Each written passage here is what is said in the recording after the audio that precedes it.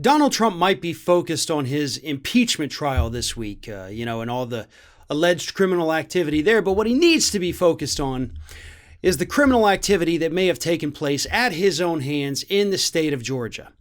And by at his own hands, I mean, obviously, with the phone call that he had made to Secretary of State Brad Raffensperger, where he repeatedly told him to go out and find those votes to let Donald Trump win the state of Georgia. You see, the state of Georgia this week, the office of the Secretary of State, announced that they were going to have to go ahead and open up an inquiry to find out if any laws were broken. And under Georgia law, as we have discussed, yes, coercing someone to change the outcome of an election is in fact a felony, punishable by several years in prison. And now, given the evidence that they have enough evidence to open the inquiry to find out if Donald Trump did break the law. Now, here's what happens from this point forward. They're going to send out their investigators. They're going to look into the matter. They're going to interview individuals. They're going to find out if there is enough evidence to submit it to the Georgia State Attorney General, who would then open the actual criminal probe into this matter. Now, Trump's statement, taken on its face, right there for what he says word for word, does, according to legal experts, violate that law in Georgia. Now, you also have to prove intent. That's where things get a little murkier with situations like that.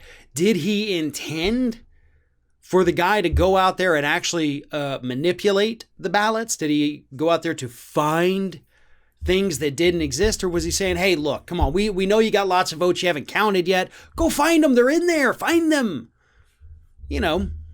That's an innocuous statement, believe it or not. Look, trust me, I want the guy convicted, 100%. And I believe he should be, because we know his intent. But what I'm trying to do is explain to everybody, it's not always as cut and dry as we would like to think it is.